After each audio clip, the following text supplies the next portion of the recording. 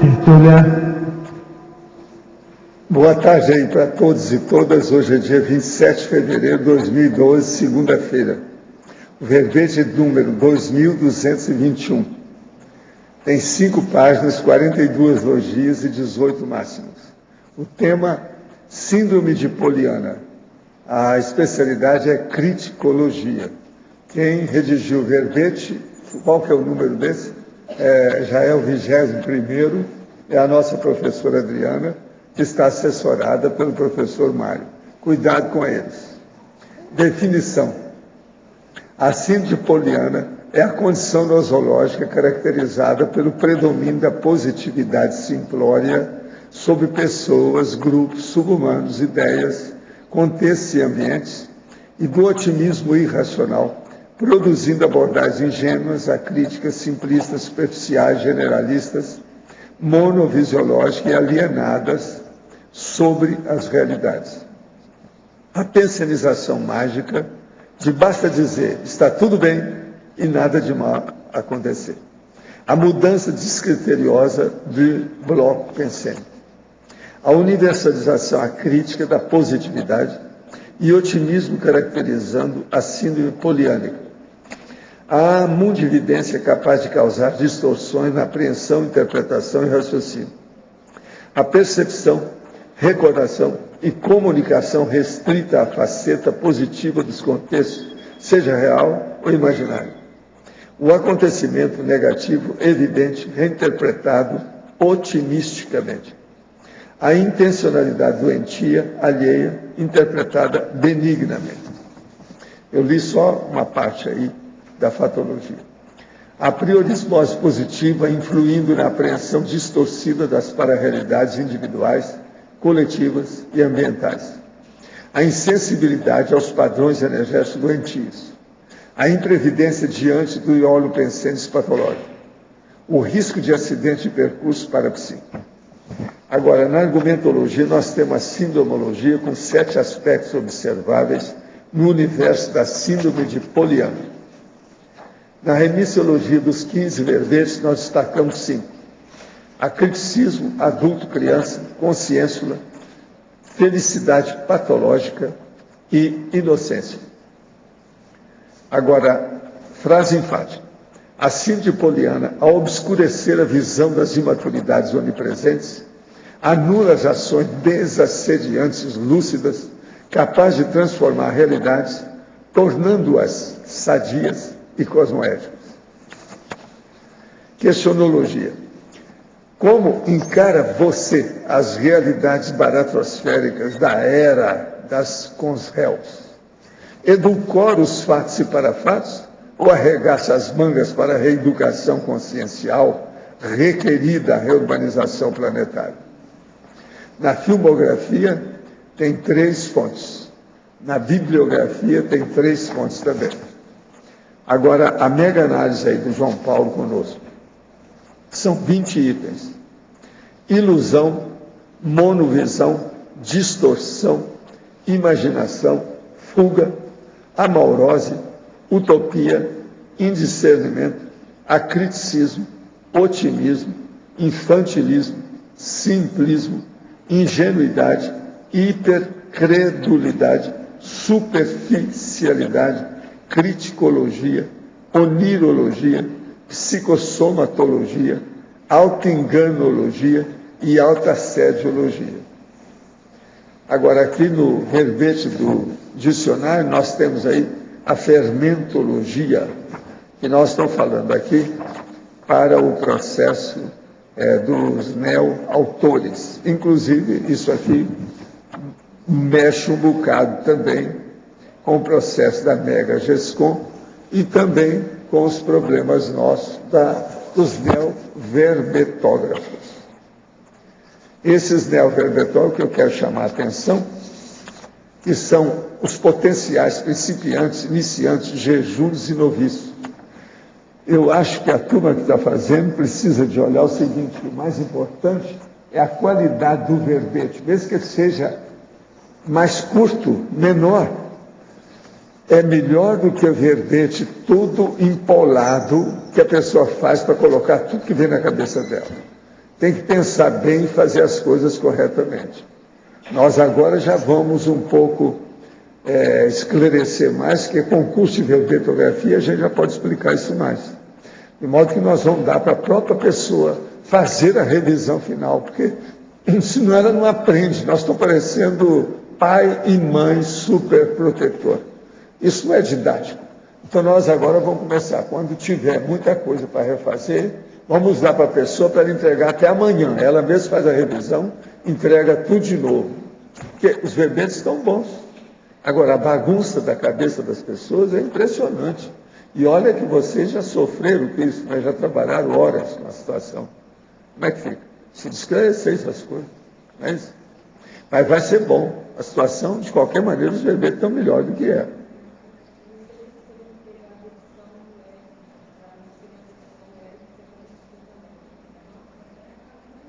Mas a versão do Herto é essa que está aí, que vocês mexeram. Do papel. Agora, veja, eles corrigem lá. Eu acho que o ideal é o seguinte: ele deve corrigir, dar o pendrive para o Everton, o Everton torna a dar para vocês. Aí passa para mim, eu faço a final. Desses aí, dos 10, eu já revi a metade que está lá comigo. Só esses 3 eu separei, porque eu preciso de dar um jeitinho neles. Agora, a verbetógrafa Adriana. Página 43, patologia, final da última linha. Esse recurso infantil, encontrado para digerir acontecimentos desastrosos, se existe na adultidade, caracteriza um traço de neotenia consciencial? Olha, a gente pode pensar exatamente isso. O que acontece? Se a pessoa, ela às vezes tem um contexto difícil realmente na infância, e ela pode usar até um mecanismo de defesa para lidar com aquele ambiente, ficar mais no mundo da fantasia. A questão é quando isso vai passando, quer dizer, o contexto já acabou, o mundo já é outro, a pessoa já está adulta, já está madura, e ela mantém esse mesmo comportamento defensivo. Então, isso que a gente vê que seria o patológico na questão, né? Agora, efeitologia, página 44, segunda linha. Poderia nos falar sobre o efeito halo do contentamento genuíno? Porque se a pessoa ela tem o contentamento genuíno, quer dizer, ela está satisfeita, ela está bem com a vida, ela está bem com tudo, com ela mesma, naturalmente as energias dela vai ter esse padrão.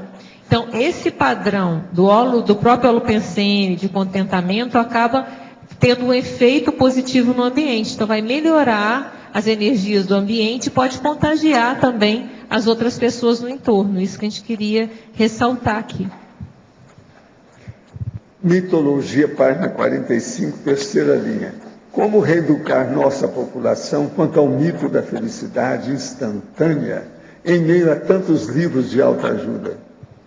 Pois é, isso aí eu acho que é um trabalho devagar, é uma questão da tarefa do esclarecimento, porque nesse mundo onde tudo é rápido, as pessoas, elas muitas vezes, elas querem também a coisa rápida, então ela quer felicidade instantânea, então ela prefere um remedinho do que às vezes fazer um trabalho mais profundo de terapia, seja terapia convencional, seja consciencioterapia, alguma coisa que ela realmente vai mexer nos conteúdos dela para ela se tornar, né, chegar no processo mais tranquilo nela mesma, mais feliz com ela mesma. Então a pessoa quer só, às vezes, um remedinho. Isso a gente via muito quando eu atendi em psicologia. Às vezes chegava a pessoa, ela não queria muito, não gostava de ser encaminhada para psicóloga, ela queria era um remedinho que resolvesse a situação dela. E a gente vê que isso é tudo paliativo.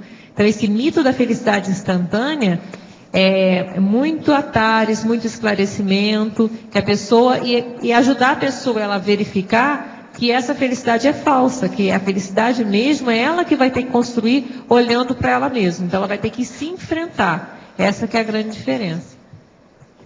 Estou começando com EV, venho utilizando a técnica para limpeza e desbloqueio das energias.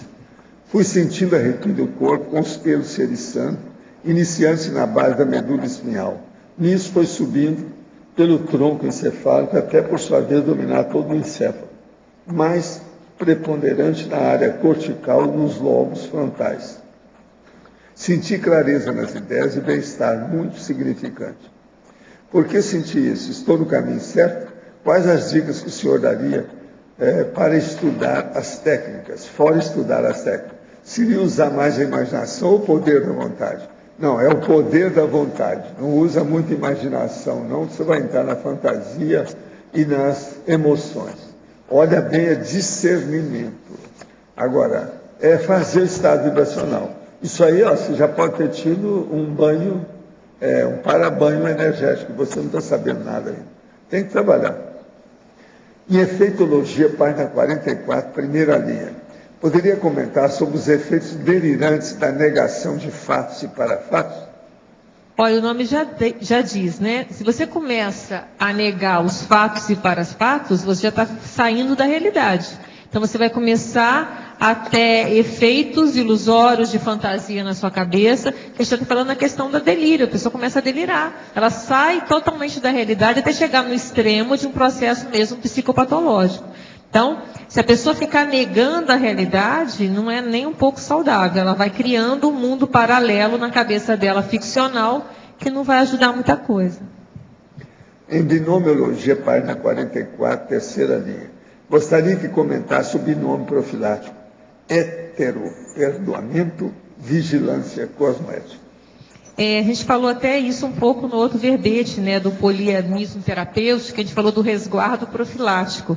O que é o binômio? É você perdoa a pessoa, mas você mantém aquela vigilância cosmoética. Então, por quê? Se a pessoa tem aqueles trafares, se ela não mudou aquele trafar, você tem que se resguardar de alguma forma daquela situação. Então, porque a pessoa tem aquela ilusão, perdoei, está tudo bem, mas vamos ficar atentos para não cair em vitimização novamente. O senhor falou da sua equipe especializada em casos de auxílio de soma, inclusive coletiva e grupal. Como antever esses fatos que ainda iriam ocorrer? Às vezes tem antevisão feita pelas consciências mais avançadas que davam informação, mas o problema é esse. Nós usamos ataque ritmia. Você vê uma coisa, na mesma hora você está lá. É só pensar, você está lá. Agora, através do encadeamento para fatos, sim, até um certo ponto, sim. Houve auxílio no episódio do Titanic da Primeira Guerra Mundial, Grande Guerra. Olha, na Grande Guerra nós estivemos trabalhando alguma coisa. Agora, o processo meu da equipe foi mais do século anterior. Foi no século XIX. A Primeira Grande Guerra foi em 1914, 1918. Moro nos Estados Unidos e sou enfermeira. Percebo que já faço assistência extrafísica. Sempre sonho que estou ajudando muitas pessoas doentes, doando energia e cuidando delas. Nunca consegui saber quem era o meu amparador. Até que ontem pedi para que o meu amparador se mostrasse para mim. Me parece que são guias cegos. Se já sei que tem guia cego, posso recusar trabalhar com eles? Me concentrei na última noite e pedi para ver os meus guias. Porém, porque queria um contato maior com o meu amparador, o que me foi mostrado foi a personalidade da Umbanda, preto velho, muitos índios. Haviam outros, mas eles não se manifestaram. Como devo proceder? Antes, acordar muito bem depois do sonho. Recentemente, só acordo com dor no corpo e às vezes com náusea. Pode me ajudar? Olha, tudo indica que você está se libertando dessa situação, né? Desses processos muito primitivos. Agora, a situação toda sua é usar mesmo o EV e trabalhar com isso seriamente. E cortar também todos os bagulhos energéticos da sua casa que tem a relação com esse povo. Que possivelmente você deve ter em casa. Corta isso, que isso aí vai ajudar. E o mais, estado vibracional é o caminho. Agora, Arlindo, eu entrego à professora Adriana.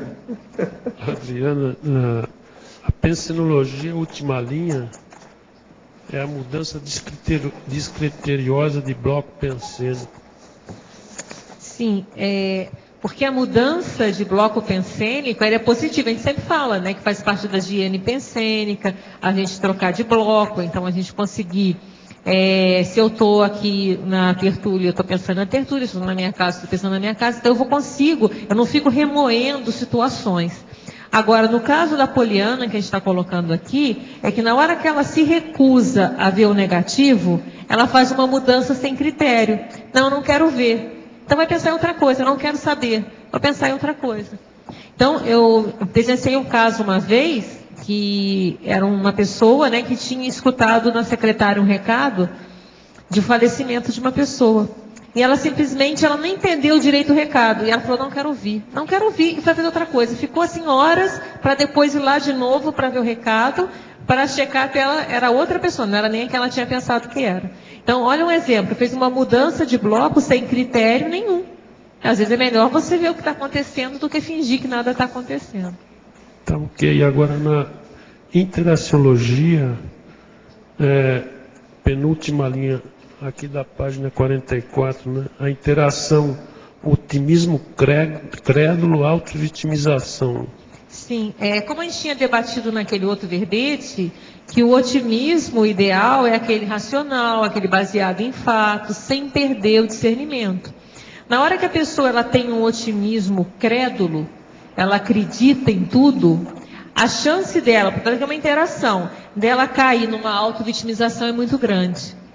Então tem até aqui uns artigos que a gente trouxe que fala da síndrome de Poliana, e eles falam, um deles fala que a questão de, muitas vezes as vítimas de serial killers, de pessoas assim, desses grandes, né, assediadores, são poliana. Ela acaba acreditando, acha tudo bem e acaba se colocando numa situação até séria de vitimização.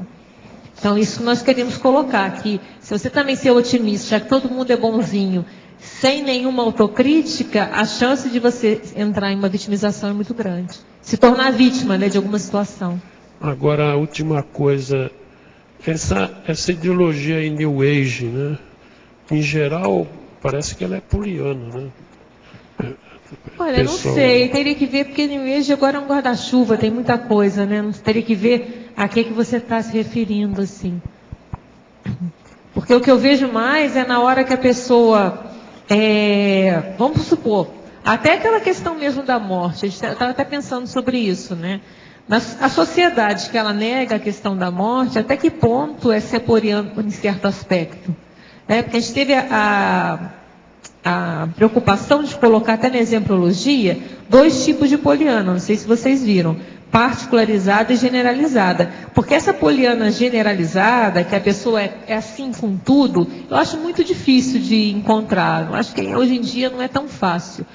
A questão que eu comecei a pensar e estudar às vezes a pessoa em algum aspecto da realidade. Então, para ela não é, ela é muito até normal, criteriosa, mas para algum lado ela se comporta como se fosse a poliana. Não, isso tudo vai dar certo, está tudo bem. Então, na hora que a pessoa fala, não, eu não vou morrer, o adolescente, né? Quando ele fala, não, comigo não acontece. Não, eu posso fazer tudo, eu posso me colocar em risco, porque comigo nada acontece. Ele está sendo poliana naquele aspecto da vida. Por mais que ele possa ser crítico em outros. Está achando que nada vai acontecer de mal, não, eu sou protegido, está tudo certo. Então, até que ponto aquela pessoa que fala assim, não, também eu tenho um amparo, então nada me acontece. Até que ponto é poliana também? É poliana. Porque o fato de você ter amparador não te tira a responsabilidade de você fazer as suas profilaxias. Então, estou dando aqui alguns exemplos que eu fiquei pensando, né? Essa questão do poliano. Já vi muita gente falando, eu confio no amparador. Tudo bem, mas... Não, tem que confiar no amparador mesmo, mas tem que fazer a nossa parte também, né? Ele faz a dele, a gente faz a nossa. E a questão é achar que não, eu posso me entrar em risco porque está tudo certo. Aí de confiar posso pular, aquilo que eu falei, né? Posso pular de paraquedas que vai dar tudo certo. Mas eles deixam tudo a cargo do amparador. Aí é um risco, sim. Obrigado. Professora Adriana. Sim. Você podia aprofundar um pouco sobre polianismo terapêutico? Sim, esse foi o verbete que a gente apresentou na semana passada, se eu não me engano foi na quinta-feira. Que é justamente isso, aqui eu faço uma menção aqui na tecnologia. Olha lá a última tecnologia, as doses discernidas do otimismo poliano, tecnicamente prescritas no combate ao pessimismo e trafarismo cronicificado.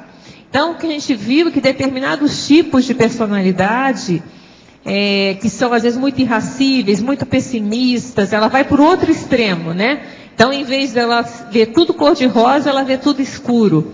Para essas pessoas, ser um pouco poliana, buscar ver o pouco mais colorido a vida vai ajudar bastante. Só que a diferença é que ela não vai perder a sua crítica nem seu discernimento, mas vai buscar fazer um contraponto daquela visão mais sempre negativa, sempre para baixo. Que a gente coloca que essas duas condições são ficcionais, elas são fora da realidade. Tanto você achar que tudo é bom, como você achar que tudo é ruim, esses dois lados, eles não condizem com a realidade.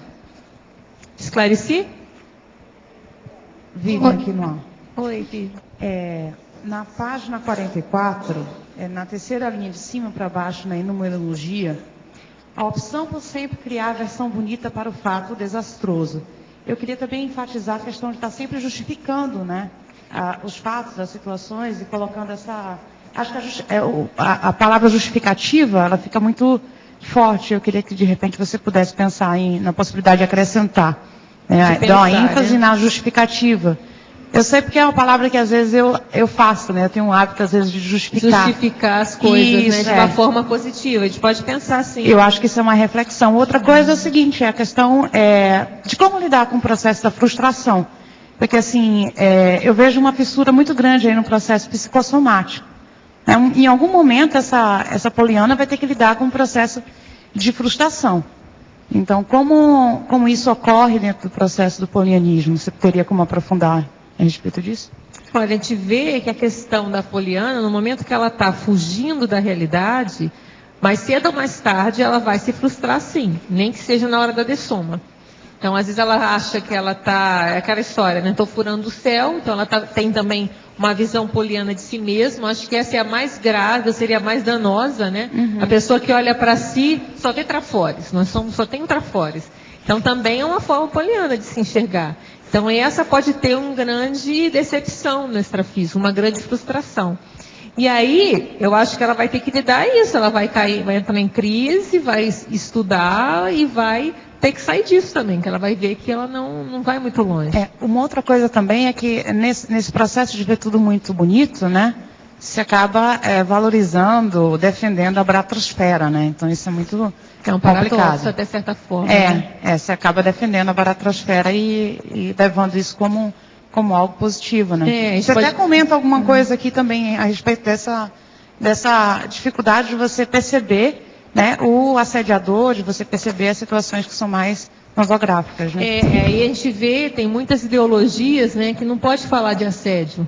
É como se assédio não existisse. Então eu não vou falar disso. Tá tudo bem, tá tudo ótimo. Assédio eu não vou falar. Então isso também é um polianismo, né? Porque o assédio está aí e você não está fingindo que ele não está, você está sofrendo influência dele. E, ao mesmo tempo, você não está fazendo nada para se desassediar ou para melhorar os contextos.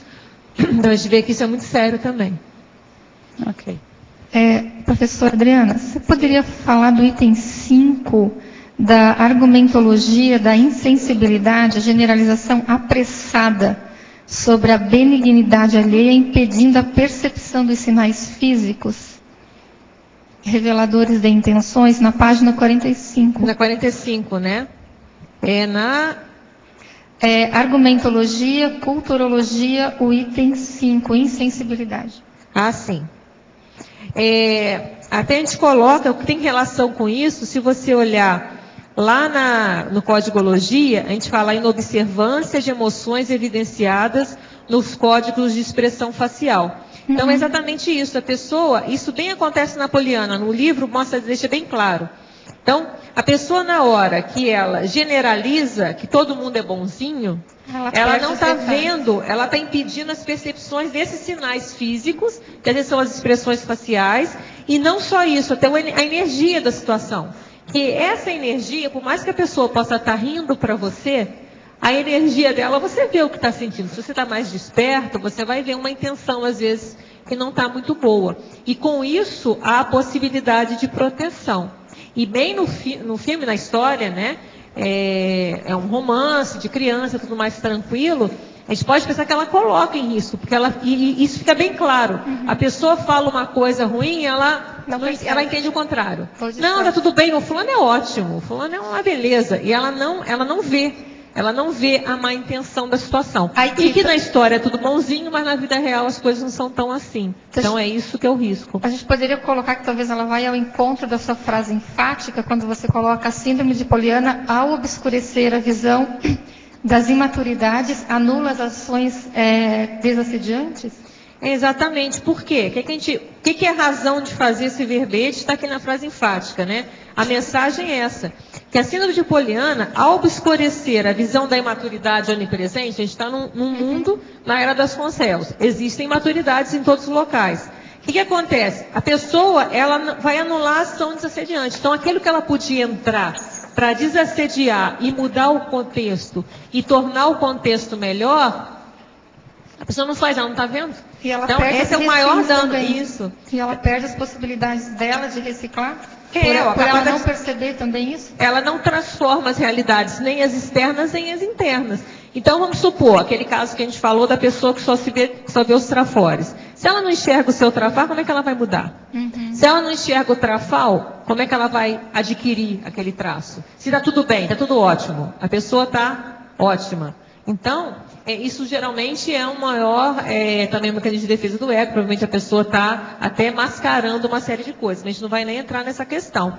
Então, com isso, ela não transforma a realidade nem dela, nem a externa, para uma forma mais sadia e cosmoética. O que você percebeu, por exemplo, nessa sua pesquisa, das possíveis causas que levam uma consciência a desenvolver essa síndrome? De ver tudo cor-de-rosa, de ver sempre os trafares em detrimento dos trafares, dos trafores em detrimento dos trafares. O que talvez assim faz o link para isso? Olha, se você pegar na psicologia, vai ter cada linha de pensamento vai dar uma explicação diferente. Até porque quando fala síndrome, é difícil ter uma causa específica, é um conjunto de situações que tornam esse quadro. Então é muito difícil falar assim, é isso, é aquilo outro. Mas o que a gente pode observar que é mesmo uma dificuldade de criticidade, uma dificuldade de se enfrentar, é uma fuga realmente da realidade. Então a pessoa, por algum motivo, seja um trauma, a gente pode pensar em vidas passadas, gerou uma condição dela não querer ver. Então ela se sente impotente para olhar aquela situação. E a gente vê que em alguns casos, até a gente pode pensar, vamos voltar para a questão do livro Poliana, ela vive numa condição totalmente complicada mesmo. É órfã, há uma tia que é super, até não é agressiva, mas é muito fria, e ela cria um modo de lidar com aquilo.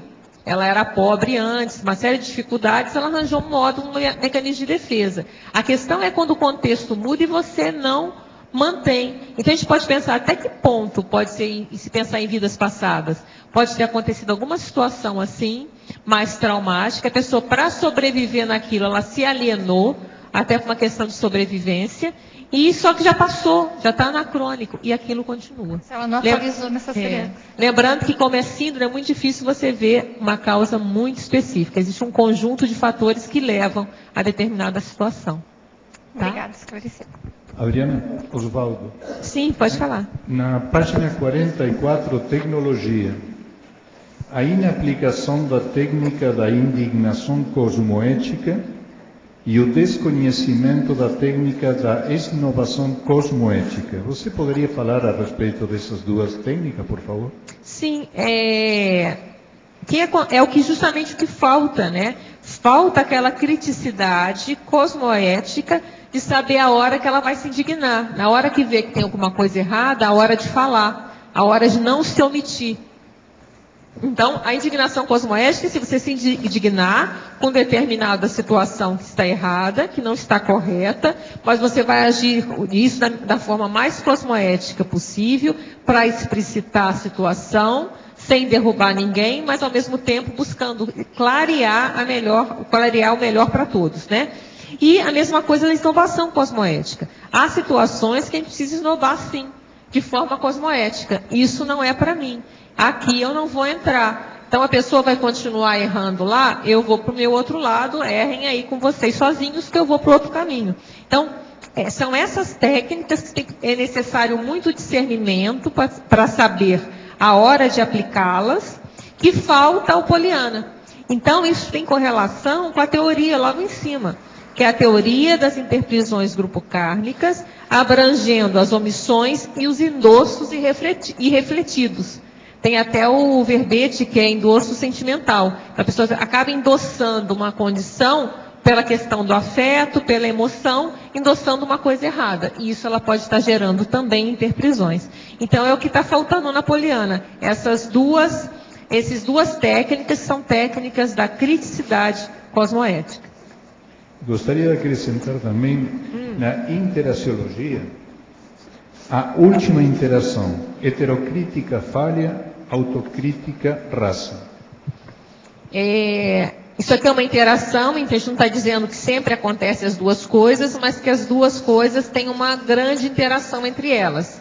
Seguinte, se a pessoa ela tem uma heterocrítica, ela erra na criticidade para fora, né, ela falha, a chance da autocrítica dela também ser falha, ser rasa, ser superficial é muito grande. Então há uma questão, há uma patologia, uma criticofobia, aí, um defeito na criticidade. Então a gente está falando que geralmente há uma correlação. Se para fora eu não sei criticar direito, provavelmente eu também não estou sabendo me criticar devidamente. Obrigado. Tecnologia, página 44, segunda linha. Poderia ampliar a técnica da esnobação cosmoética? Isso eu acabei de falar nesse instante, Em binomiologia, página 44, segunda linha. Poderia dar exemplos do binômio espertalhão inocente útil? Infelizmente é só a gente abrir o jornal, né? Que a gente vai ver um monte dessas coisas. Se vocês olharem também no Homo sapiens reubanizatus, tem as pons réus golpistas. Tem lá uma lista de 100 golpes, e é uma lista que poderia continuar eternamente, porque sempre aparece um golpe novo aí no mercado, que geralmente é justamente isso. Tem o espertalhão, que é aquela pessoa que tem uma lábia e que vai querer tirar vantagem em cima de alguém. Tem vários golpes aí, dos mais diversos e criativos. E, geralmente, para isso tem o inocente útil, que é aquele que cai no golpe. Então, o poliana, ele tem uma grande tendência de ser um inocente útil, porque se ele vai confiar em todo mundo, então a chance dele cair nos golpes é bem grande. Gostaria de perguntar ao professor se o espírito de Allan Kardec já se encontra ressomado, pois li muitos artigos dizendo que ele já o está. Até que ponto podemos tomar como verdade as reencarnações anteriores que o codificador do espiritismo teve? Se possível, poderia dar mais detalhes da sua vida anterior com ele, na condição de Zéfiro. O senhor ajudou a escrever o livro dos Espíritos? Olha, a gente deu instrução das coisas de acordo com a turma de evoluciólogos e serenões. Muita coisa ele seguiu, mas ele estava muito doente. E essa doença não permitiu que ele tivesse mais garra, mais disposição para enfrentar a situação. E foi por isso, ele até morreu por causa dessa situação, toda a pressão em cima dele. E quem sustentou o trabalho que ele fez foi a mulher dele, que era de grande valor. Agora, o que é que se passa? Isso depois que ele morreu. Ele só trabalhou com o processo aí dos espíritos durante 14 anos, foi muito pouco tempo para fazer esse trabalho. E ele colocou tudo pela área de Jesus Cristo, de religião. Jogou tudo no buraco, porque ficou tudo do jeito que era, virou um aceito. E é o que hoje, o movimento espírita não é mais do que um aceito. Tem muita coisa interessante lá dentro, mas está tudo misturado. Virou um mochilifado, quer dizer, uma salada mista, está no liquidificador. Está de limpar isso aí, mas eu não vi chance. Eu estive lá há 28 anos. Trabalhei 10 anos com o Chico Xavier, dentro dos processos da liderança de muita coisa do movimento. Levamos até o espiritismo para fora do Brasil. Mas eu vi que não dava. Isso aí já era, porque era seita.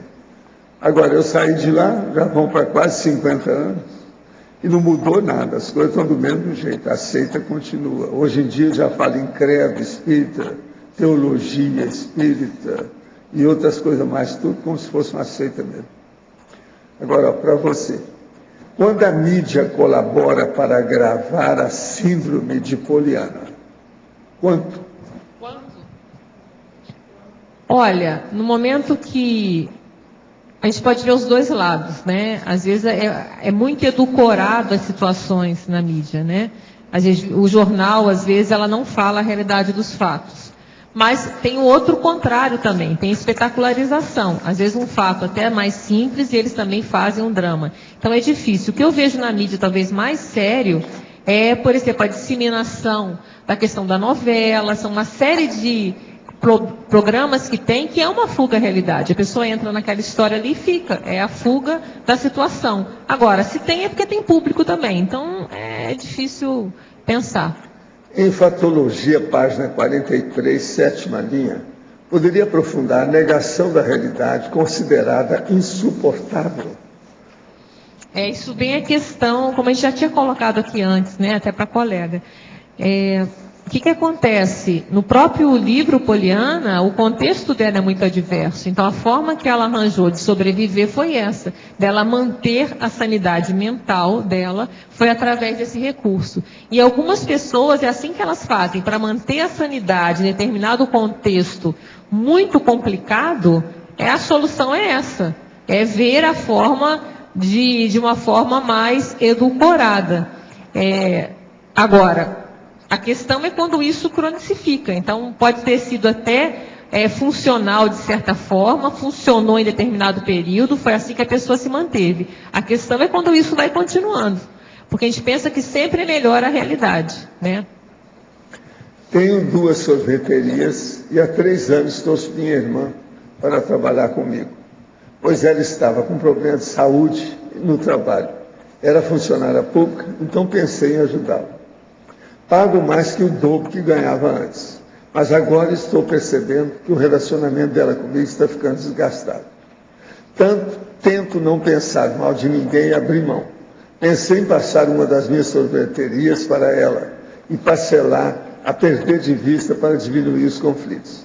Nós trabalhamos duro, não temos casa própria e começamos com a cara e a coragem. Mas parece que ela acha que o dinheiro vem sem esforço algum. O senhor acha que é uma boa decisão passar uma das sorveterias para ela? Olha, é uma saída, mas agora seria bom ela arranjar, sim. Ela tem marido, arranjar um sócio. E outra coisa, para você fazer isso, é preciso colocar advogado nisso, para fazer bem feito aí o contrato, etc. tal. Senão é problemático. Agora, se ela tem um companheiro, vê se pode, porque ela não deve ficar sozinha nisso. Do jeito que você está falando, ela não tem gabarito do jeito que você está falando. Aí pode falir. Venho me dedicando muito e realizando a técnica da madrugada diariamente. Por ter 2 filhos pequenos com muita energia, é o melhor horário que encontrei para isso. Para estudar os verbetes e poder participar das tertúlias através dos meus questionamentos. Porém, dentro de alguns dias começarei o ECP1. E acontecer tantos contrafluxos que quase desisti do curso, dos meus estudos diários, de tudo mais relacionado à conscienciologia. Fiquei desapontada comigo mesma por isso. Como posso ter essas qualidades, força presencial e liderança, e ainda cair perante algumas infantilidades? Isso não é uma incoerência? Que sugere que eu faça ou estude para manter constância perante quaisquer situação diária? Olha, na minha terra existe um negócio que a gente fala assim, aqui, ó. Essa aqui é a conversa do povão, da galera. Vergonha na cara, você é uma pessoa que tem gabarito, a gente vê pelo que você escreve aqui quase todo dia. Esses últimos tempos foi quase todo dia que você escreveu. Agora, ó, anota no papel o que você deve fazer e acabou. Você vai fazer aquilo. Chova canivete, não interessa, você vai fazer aquilo. E acabou. Anote no papel o que é o importante e leve para o laptop. Você já tem gabarito aí, você escreve bem, dá um jeito nessa história, não pode ficar assim não. Ela escreve quase todo dia para a gente. Essa aqui é aquela que tinha aquele nome esquisito. Ela cortou, ela agora não está usando mais o nome. Quer dizer que melhorou. Começou pelo nome. Pode falar, doutor. Adriana, é o Jorge aqui em cima, tudo bem? Eu queria que você pudesse expandir aqui na teoriologia, que tipo de cotejo, de consideração você pode fazer, por exemplo, num caso de uma família em que ou o pai ou a mãe tem uma mania, uma maneira de ficar dourando determinados comportamentos de um filho ou de um parente e não atenta para a realidade. É bem isso, é o caso aqui, ou dá para fazer uma comparação? Não, eu acho que é isso mesmo. A pessoa, no momento que ela fica só dourando a pílula, ela não está ajudando efetivamente aquela pessoa. Aí a gente volta para a fase enfática, né? Porque se ela não tem uma situação complexa, acontece muitas vezes com filhos, né? Às vezes os filhos estão usando drogas e os pais negam, eles não enxergam. Quando eles vão ver, a coisa está muito mais complicada. Então é não querer ver. Então isso é um polianismo. Agora, como fazer para ajudar é conversar, se é um adulto, né? Começar a conversar com o adulto para ver se ele entende que não é a melhor forma de ajudar. Fechar os olhos não vai mudar a situação. E o pior, vai até tender a se agravar conforme for o caso. É porque teve esses dias agora o caso do rapaz que deu 16 facadas à mãe. Né? Exatamente. A questão fazia tudo, dava carro zero, dava tudo para ele e o cara não trabalhava, usava droga. É uma situação extrema, mas a gente sabe que a questão da droga, isso está acontecendo muito, né? Às vezes a pessoa entra num nível de aprofundamento da droga, começa a ficar louco mesmo e acaba, as consequências estão aí, né, acontecendo uma situação. Então, até que ponto, se houvesse tido uma intervenção, de repente colocava essa pessoa numa internação para desintoxicar, poderia ter tido um final diferente. Quer dizer, haveria pelo menos uma chance, né? A gente não sabe, é difícil falar porque a gente não sabe do contexto, se isso foi feito ou não, né? Mas, num caso mais genérico, se um casal, uma família, tem uma pessoa que está com alguma situação, seja até às vezes uma depressão profunda e todo mundo está fingindo que não, ele está quietinho, né? Não, ele é mais calado. E a pessoa está entrando num processo, às vezes, patológico mesmo de depressão e todo mundo está negando. Ou o contrário, a questão até da droga mesmo. A pessoa está usando drogas e todo mundo está fingindo que não está vendo. Não está se fazendo ação nenhuma e a situação está agravando. Então a melhor forma, se é um casal, por exemplo, um pai e uma mãe, e se o pai vê e a mãe não vê, ou vice-versa, é ter uma conversa franca. Essa falta de posicionamento, você está dizendo, você fez aí uma comparação com um fato de vida passada da pessoa, que traz isso, da poliana, agora há pouco, né? Que tipo de dificuldade que uma mãe dessa tem, o pai tem, nessa interprisão, como o senhor Walter fala, as famílias, normalmente, você tem ali resgate, acertos, né? Que tipo de situação tem uma mãe que ela não consegue se posicionar sabendo que aquilo está errado? E às vezes é só com filhos. Quer dizer, às vezes não é com todos. Determinado filho, ela faz uma vista grossa. Não, deixa ele tem isso, ele tem aquilo. É o jeito dele, sabe aquela coisa de ficar adorando? Ele é meio nervoso assim mesmo, ele não consegue estudar, ele não isso, aquilo e tal. E os outros, entendeu? Então, eu queria ver se você consegue, não sei.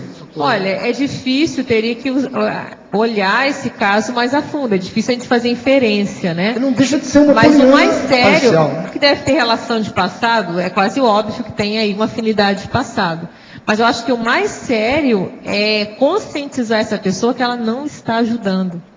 Ela pensa que está ajudando. Ela pensa que assim ela está podendo ajudar aquela pessoa. E muitas vezes ela não está. Ela não está criando aquele filho para o mundo. Então é aquela casal também que pega aquela criança, a gente vê muitas vezes até dentro da psicologia, né? Você cria aquele filho totalmente mimado, dá tudo para aquela pessoa. Tinha até uma época, na época tinha um livro que não me lembro o nome do livro agora, eu lembro que era citado. Isso tem muito tempo, que você não podia dizer não para o filho. Teve uma época da psicologia assim que tinha umas coisas assim. Isso tem bastante tempo. E com isso, eu já vi alguns casos na época que eram colegas meus um pouco mais velhos e que faziam isso, a pessoa não deu em nada não. Por que acontece? A pessoa vai aprendendo, ela pensa que nada na vida vai frustrar, e a vida frustra a gente não consegue tudo que quer. Então você não prepara aquela consciência para lidar com a vida depois. Então não é ajuda. Eu acho que a questão que você perguntou primeiro era como fazer com a pessoa que faz, não é a vítima, né? Ou pode ser, coitada, ela está acabando sendo uma vítima dessa pessoa que protege. A superproteção, ela pode causar mais danos, né? Você quer complementar, professor? Não, está perfeito. Agora, eu queria aproveitar aqui, eu li aqui um livro do Felipe Fernandes Armesto, para aquele povo que está interessado nessas questões de navegações e explorações lá de 1500, Vale a pena ver esse livro. Ele é um erudito, esse Ernesto. Agora, ele escreveu Américo, o homem que deu seu nome ao continente. Agora, ó, ele explica tudo, faz uma força danada, porque hoje já tem muito material sobre isso, depois de mais de 500 anos. Né? Então, no fim, ele diz o seguinte, Vespúcio, quer dizer, o Amerigo Vespucci, não estava à altura de nenhum dos ambiciosos papéis que ele assumiu. Porque o homem, ele se exibia muito na história. Olha como é que ele era, olha só o tupete, o chapéu dele, aqui, ó. Vocês estão entendendo? Então ele diz o seguinte, Vespúcio não estava à altura de nenhum dos ambiciosos papéis que assumiu. Ele não era aplicado bastante para ser um diplomata.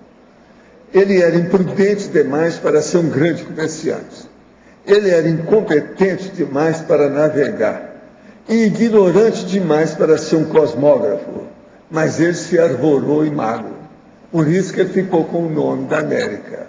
Agora, o povo todo, lá pelas tantas, foi muito interessante a gente ver aqui, inclusive o negócio dos Estados Unidos, que é o seguinte, os intelectuais do Ocidente estavam engajados no que hoje chamamos a polêmica do novo mundo, que é o processo do nome, o que vai ter, o que vai acontecer com aquilo.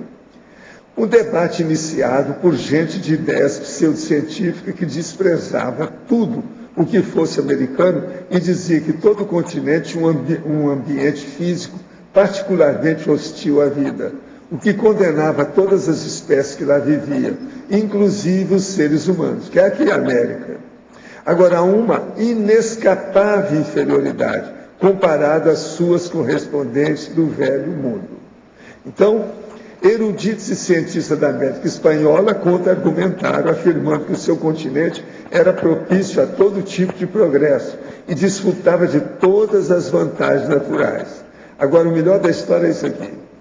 Thomas Jefferson refutou as afirmações dos detratores de forma mais simples num jantar em Paris, chamando atenção para o fato de que ele, o único conviva americano, era a pessoa mais alta entre os presentes.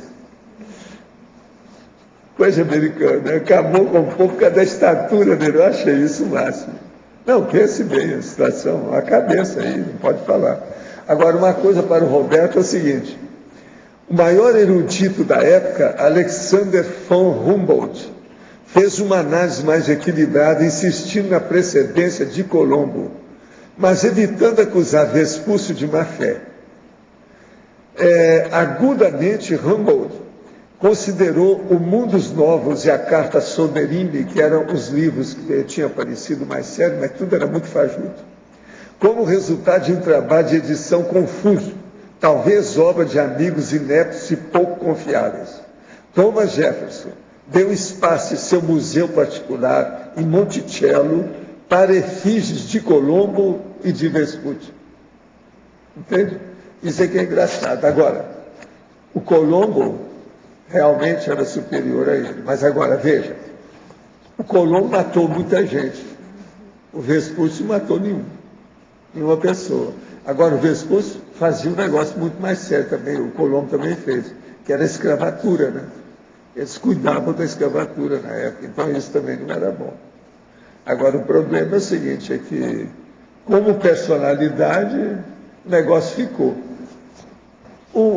A palavra popular, aí eles dizem uma coisa que é o fim disso aqui. Fez fama, deita na cama. É isso aqui. Amerigo Vespucci. E criou o nome aí com ele, fim de papo, acabou. Depois de 500 anos, agora, até hoje, você sabe que ainda tem uma polêmica sobre isso, né? Agora, o negócio fez 5 séculos. Faz 10 anos, aí 12 anos, ele fez 5 séculos. E eles já estavam ainda com a polêmica. Ele mesmo falou isso aqui no livro. O que é engraçado é agora, ó, é importante a gente ver como as pessoas inventam as coisas. Então eu estava com vontade de colocar aqui as peripécias literárias e as peripécias interneteiras. A internet é a mesma coisa do povo que escrevia essas viagens. Hoje está tudo se repetindo aí, a gente vê pela internet. o exagero, a imaginação, o processo da fantasia, o problema da pessoa querer fazer uma coisa maior do que aquilo que ela conseguiu. É sempre assim. Agora, ele realmente foi especialista nisso. Agora, todos eles pegavam os livros anteriores e ampliavam. Aquilo que a pessoa falou, ele ampliava. E outra coisa, havia as expedições dos caras de gabinete. Está sentado numa cadeira igual eu assim, nunca tinha viajado e explorava as viagens, falava das viagens. Tudo é literatura, do jeito que o povo faz hoje. Tinha isso tudo nessa ocasião. Ele explica isso tudo aqui com detalhe. Agora, o homem é erudito, esse aqui, o Arnesto. Ele estudou muito, fala muito das coisas, corretamente. Com isso, eu encerro aqui as minhas observações e expedições. Vocês têm que estudar aí para ver o que vocês participaram disso. A turma da monarquia, etc. Tal. Problema de vocês. Eu não tenho nada a ver com isso. Eu vou lavar minhas mãos igual Pilatos. Tá certo? Alô. Valdo, posso fazer uma pergunta aqui sobre o dicionário? Tá. Como é que você faz para diferenciar as heterocríticas construtivas úteis do achismo? Não, eu ponho a coisa baseada em fatos. Tudo que eu procuro é colocar em fatos. Agora, o processo meu é que quando você procura os parafatos, é muito difícil você falar. Porque tem uma série de parafenômenos que não tem nada escrito, que o povo não fala. Eu falo de fenômeno que ninguém fala. Entende? Então, isso aí é um problema. Então, eu dou a minha opinião e ponho. E quando o negócio é muito sério, eu digo para a pessoa, toma isso como uma hipótese de tentativa, não vai no bico. Espera e vê o que acontece, anota e fica de observação. Por quê? Através da descrenciologia, a pessoa faz a experiência por ela. Não acredita em nada que eu escrevi ou aquilo que eu falei. Se vire. Vai suar sangue. Vai fazer o que eu fiz. Eu suei sangue para chegar a essas conclusões. Claro. O fato de você colocar um protótipo numa edição, como você tem feito na própria enciclopédia aí também, deixa claro, fica claro ao próprio leitor de que ele é um livro que está em fase de fermentação e aberto às... A enciclopédia eu fiz um livro para nós todos. Agora, o dicionário eu estou fazendo um livro que não vai ser para nós todos, mas para mim, porque devido ao processo de responsabilidade. Ele tem muita coisa autobiográfica que eu tenho que expor. E eu quero fazer, devido ao processo também, do autorrevezamento. Sim. Autorrevezamento não só pessoal, mas o grupal. Sim. Então, isso é muito importante dentro do caso. Por isso que aqui. Para nós seria um excelente... Como os amparadores e a turma aí admitiu a hipótese de fazer, eu estou fazendo o que eu posso. Até agora eu já tenho mais de 700 páginas já escritas. Quando imperar 900, eu vou publicar o primeiro volume. Não sei se vou fazer outro, vai depender das circunstâncias. Sim, ok. Obrigada. Agora, para você, numerologia, página 44, primeira linha. Poderia comentar a opção por sempre satisfazer-se com qualquer coisa. A opção por sempre encontrar algo para estar contente. A opção por sempre iludir-se para ver o lado bom inexistente. A opção por sempre criar versão bonita para o fato desastroso. Quem escreveu isso é o Modern. É o Modern. Olha só, isso aqui é a Poliana. E é interessante você observar que a gente fez questão de colocar o sempre, tá? Porque muitas dessas coisas nem são totalmente patológicas. A questão é o sempre, é a pessoa fazer isso para tudo. Então vamos lá, ó. A opção por sempre satisfazer-se com qualquer coisa. Então aquela pessoa que ela tá tudo bem. Então ela não critica nada, não tem problema nenhum, aceita qualquer coisa, engole qualquer negócio. A outra, a opção por sempre encontrar algo para estar contente.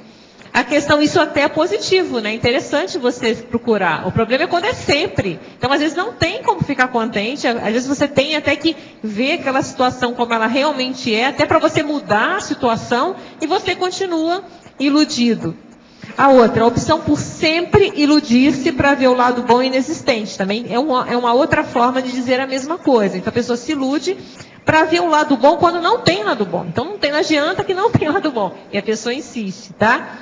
A opção por sempre criar a versão bonita para o fato desastroso. É o que a gente falou antes também. Então, a pessoa, ela cria a gente coloca até no binômio, né? Que todo fato tem várias versões. E a pessoa, ela vai sempre optar por edulcorar. Aí entra a coloquiologia. que é o dourar a pílula, tapar o sol com a peneira, colocar pano quente, edulcorar a realidade, e no fundo a pessoa acaba vivendo num mundo de faz de conta. Então, para continuar aqui, ó, a opção por sempre avaliar positivamente tudo e todos, a gente até fez a correlação com a questão de se colocar em risco, né? A opção por sempre afiançar a bondade e a boa vontade alheias. Então, a pessoa também sempre está achando que todo mundo é bonzinho. E a outra, buscar o otimismo a qualquer custo. A gente comentou e debateu num outro verbete, no polianismo terapêutico, que mesmo na linha da psicologia, outras pessoas já falam, a gente entende aqui também, que há um momento de ser pessimista, mas não é ser pessimista negativo. Agora, se você vê, a coisa realmente não vai dar bem, você está vendo tem uma antevisão, né, que aquilo não vai dar certo, e você às vezes vai tirar o copo fora, não, isso aqui não vai funcionar agora, não é a hora de funcionar. E esse otimismo sem reflexão, ele vai que dá, né, aquela coisa, vai que dá, não, vamos assim mesmo. Vamos mergulhar de cabeça, não, mas está raso aqui, ó, não dá para mergulhar de cabeça. A pessoa vai lá, fazendo uma metáfora, mergulha. Então, isso que a gente está querendo falar do sempre. Presta bem atenção no sempre. Gostaria de saber o que a professora Adriana acha da frase: tudo vai dar certo. Se não deu, é porque ainda não é o final.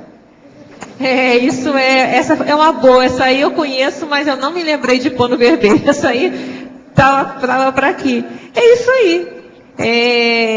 É um otimismo, às vezes pode até ser positivo, mas não dá o braço para torcer. Então gostaria de saber o que motivou a professora Adriana a pesquisar a síndrome de Poliana. Eu já tinha falado antes, eu comecei com a hipercriticidade acrítica, que era principalmente na área do parapsiquismo, que a gente via que tinha muitas pessoas que eram críticas demais, então elas distorciam a realidade de uma crítica anticosmoética, até consigo mesma.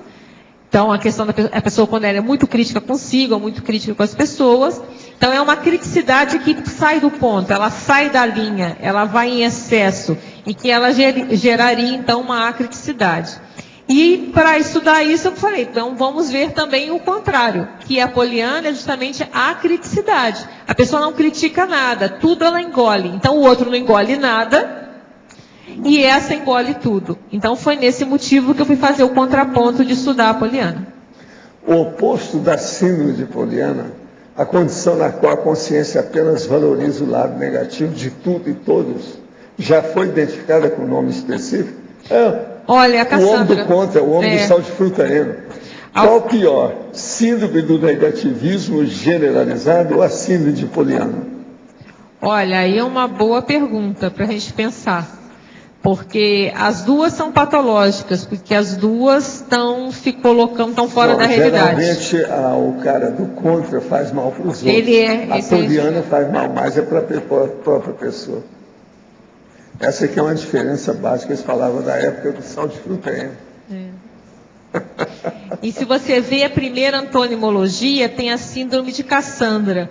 A Cassandra é aquela lá na mitologia grega, que ela ganhou o dom da premonição, mas aí o Apolo deu o dom da premonição para ela, mas queria alguns favores em troca, ela não quis dar os favores que ele queria. E aí ele falou, tudo bem, você vai ter o dom da premonição, mas você não vai ter nenhuma credibilidade. Então ela falava tudo que ia acontecer. Então tem a história, ela chegava o cavalo de Troia, ela falava, olha, destrói isso aqui, ninguém dava atenção para ela.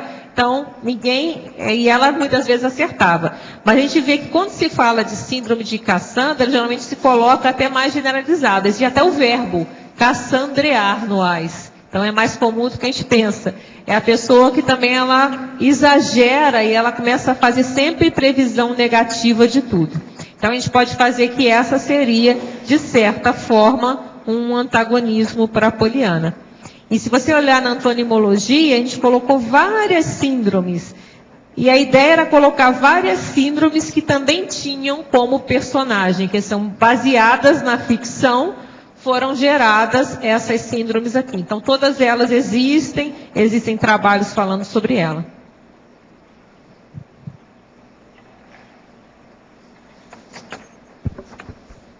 Adriana, mais uma pergunta aqui. Qual seria a profilaxia para a remissão dessa síndrome? Ou profilaxias, talvez? Eu diria, se a gente olhar aqui na sindromologia, né, que até a gente vai mudar para taxologia, se você vê aqui, é todo o outro lado. É tudo que está impedindo. Então, olha só. A apreensão realista e mais fidedigna possível das realidades existenciais. Depois, a cautela salutar diante das assedialidades do cotidiano. Por outro lado, o planejamento de ações recicladoras do contexto existencial. O outro, o aprofundamento autopesquisístico fundamentador de recins evolutivas duradouras. O outro lado, a percepção dos sinais físicos e energéticos reveladores de intenções, sentimentos e posturas. O outro lado, a profilaxia da autoexposição a situações de risco e vitimizações. E, por último, a compreensão das concausas extrafísicas e seriexológicas dos fatos adversos. Então, a gente vê que você se tornar, deixar o polianismo, é uma questão de elaboração, porque o polianismo também é uma preguiça, né? A gente já coloca até a preguiça mental lá na patologia, tem uma hora que a gente coloca a preguiça mental, porque você criar um otimismo racional, baseado em fatos, com mais discernimento, você vê a realidade, dá trabalho. Porque você vai ter que trabalhar cada vez mais o parapsiquismo, porque quanto mais parapsiquismo você tiver, melhor você vai ver a realidade. Pensa bem, uma pessoa que nega a realidade, ela vai desenvolver parapsiquismo? Se ela não está dando conta da realidade extrafísica, ela vai ver a extrafísica? Então, aí a gente já vê uma grande consequência. Então, olha só. Então, a gente vê, é uma preguiça mental, porque ela vai precisar ter mais cosmovisão, para isso ela vai ter que ter mais parapsiquismo, ela vai ter que refletir mais, ela vai precisar ser mais detalhista, para observar mais detalhes da realidade, ser mais exaustivo, então ser mais da área da pesquisa, pesquisar mais os fatos, para poder até depois pesquisar os parafatos. Então, dá trabalho.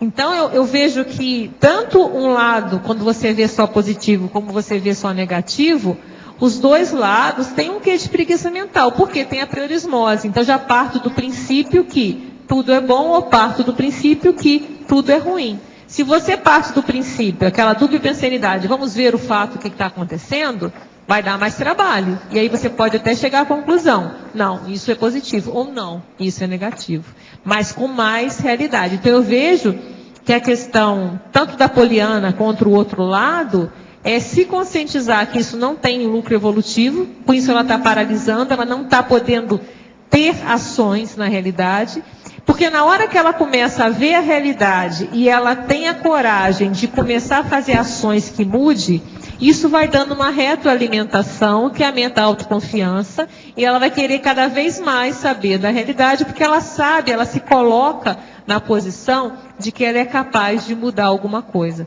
Então a gente vê, dentro até daquele livro que eu trouxe na semana passada, está aqui também, do otimismo, né? Aprenda a ser otimista, que é um clássico aí da psicologia positiva, que ele coloca que o otimista realista, ele não é que ele acha que tudo é bom, mas ele, antes de tudo, ele confia nos recursos que ele tem para poder lidar com a realidade. Então ele sabe que mesmo que a realidade possa não ser tão positiva, mas ele confia que ele pode lidar com isso, ele pode superar, e se ele não superar aquela situação, mas ele pode tirar algum proveito, ele pode aproveitar alguma coisa, ele pode aprender alguma coisa com isso. Então a gente vê que tudo isso dá trabalho. Então é a opção para começar, dar o primeiro passo para deslindar a vida como ela realmente é. Porque a gente parte daquele princípio, lembra aquele paradoxo aqui? O paradoxo de ser preferível a dura realidade à mais doce ilusão. Ou seja, deixar de ser criança e passar a ser um adulto com responsabilidade. Eu acho que esse é a grande objetivo nosso, né? A evolução é isso, a gente tornando cada vez mais maduro.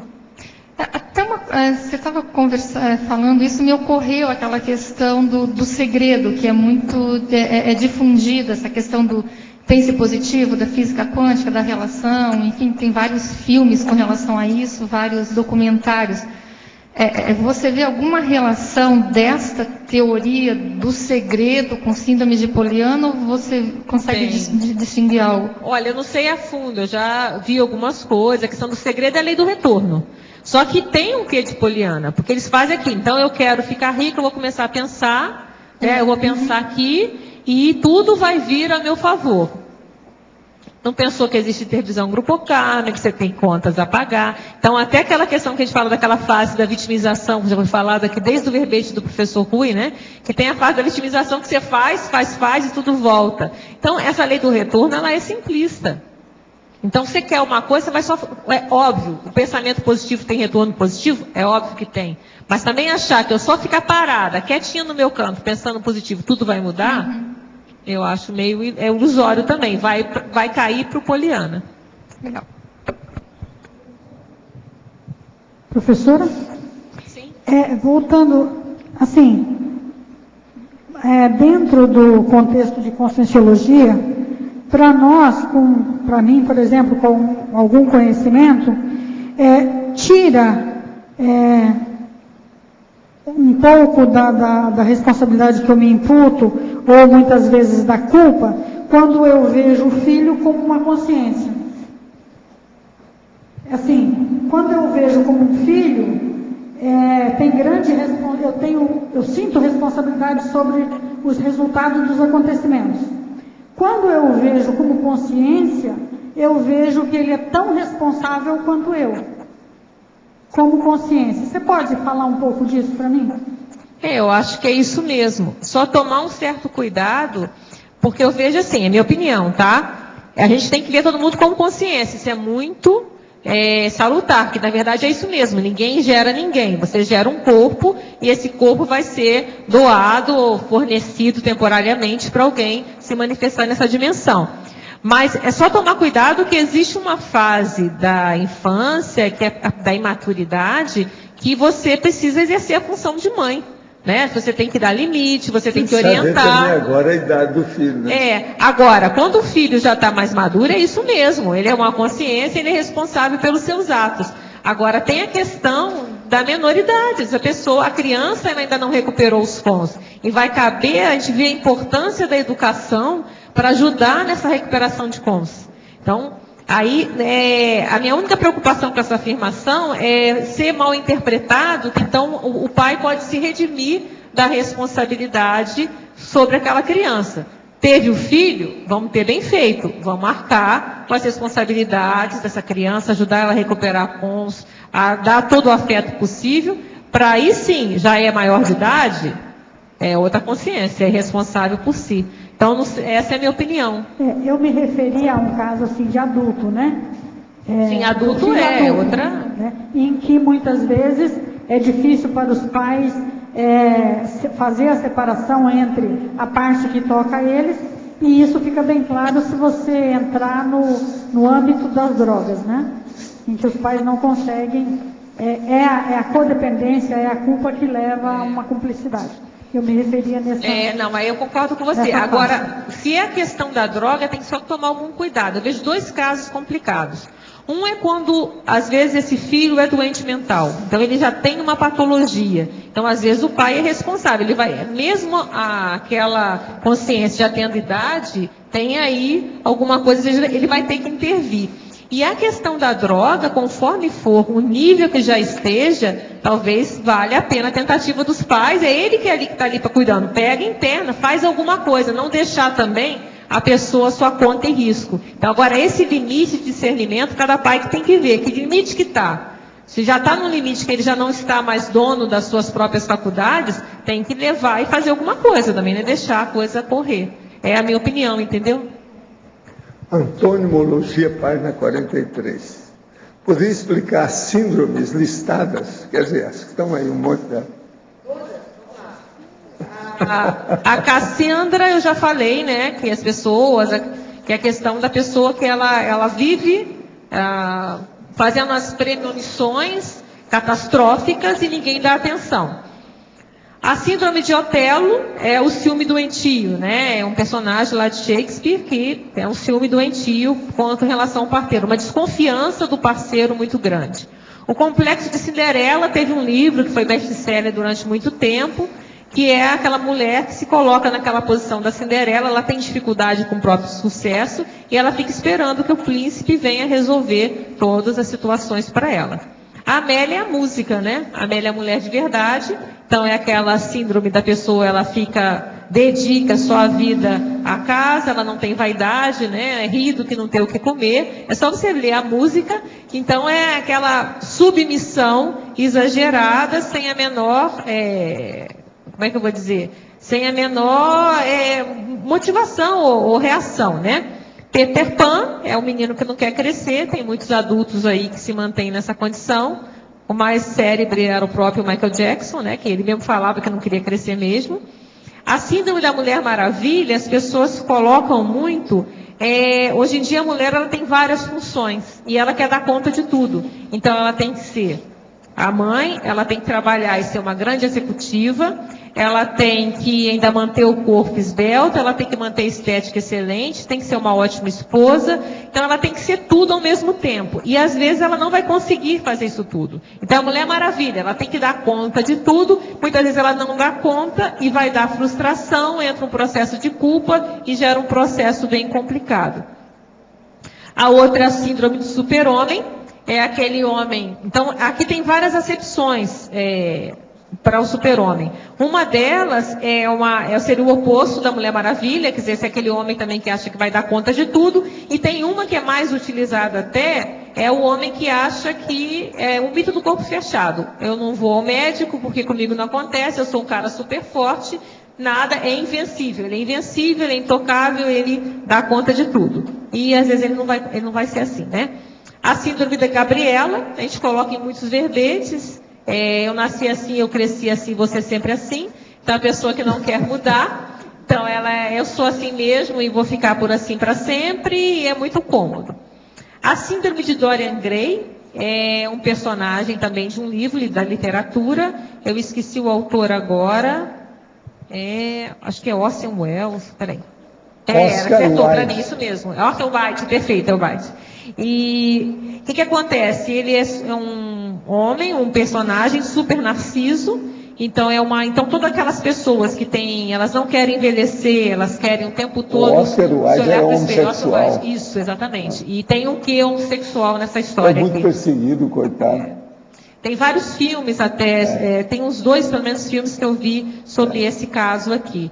Então é isso, é um hipernarciso hedonista e que tem uma dificuldade enorme com a questão do envelhecimento, não quer envelhecer.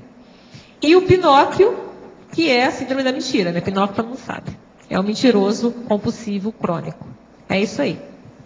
Agora, parafatologia, página 44, na primeira linha. Poderia explicar a priorismose positiva influindo na apreensão distorcida das pararrealidades individuais, coletivas e ambientais? É onde que está? 44, primeira linha, parafatologia. Tá, lá no parafatologia. Exatamente, porque o que é o poliana? É a priorismose, quer dizer, aquela ideia que a pessoa já tem a priori, que tudo é positivo. Tá? Então ela já parte desse possível. Então como que ela vai apreender as pararrealidades? Então ela acha que tudo é bonitinho, como é que ela vai ver uma questão de assédio? Como é que ela vai identificar um holopensene mais doentio? Ela fala, não, mas aqui é tão bonitinho, aqui é tão legal. E ela não vê, às vezes, que pode ser até muito bonitinho, mas o holopensene ser muito carregado. Então ela já parte do princípio que tudo é positivo. Isso acontece muito, às vezes, que é uma situação bem complicada, quando tem a dessoma de um ente querido. Então a pessoa que não deixa de ser uma coisa poliana, não, ele é muito bonzinho, ele é um santo, ele está no céu, onde for. E às vezes a pessoa está ali do lado doente, assediando, mesmo inconsciente, a família inteira, e a pessoa não, ele está lá no céu, muito feliz, ele era um santo. Então ela não vai conseguir ter a apreensão realista, e se ela tem uma apreensão mais realista, ela vai poder fazer alguma coisa, vai trabalhar a energia, nem coloca essa pessoa na TENEP de alguém, vai fazer algum movimento para tentar encaminhar esse ente querido. Na terceira linha, poderia ampliar a imprevidência diante de holopensenes patológicos? A gente já falou um pouquinho, né? Que na hora que a pessoa ela não identifica esse holopensene doentio, ela vai ser imprevidente, pode acontecer acidente de percurso, uma série de situações com ela. O que acontece com a pessoa que, devido ao nível de passividade, ocorre a possessão de consciência? O que poderia estar acontecendo?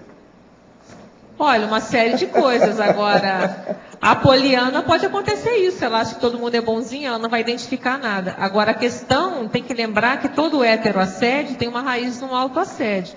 Então, a pessoa tem que ver por que ela está permitindo. Quem manda no corpo dela é ela.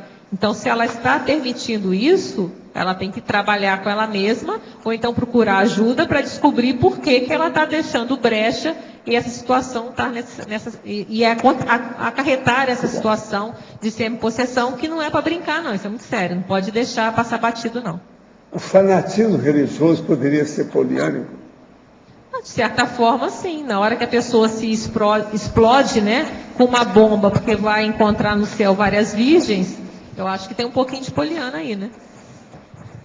Adriana, nessa filmografia, você tem algum filme aqui que você poderia indicar? Não, olha, foi bom você falar isso. Eu só consegui um deles, os outros eu vi pela internet. A internet você consegue, porque não é fácil, não tem aqui no Brasil. Eu vi só as versões, existe para comprar nos Estados Unidos.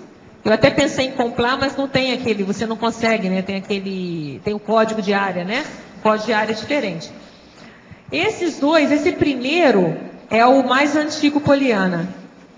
Ele não é tão fidedigno ao livro, ele tem algumas alterações na questão do livro, tá? Mas esse que foi um sucesso estrondoso, mas ele não é tão fiel, então tem algumas diferenças, coloca uma quermesse no meio, é um pouco diferente. Esse segundo aqui, ele é bem recente, ele é de 2003, é da Inglaterra.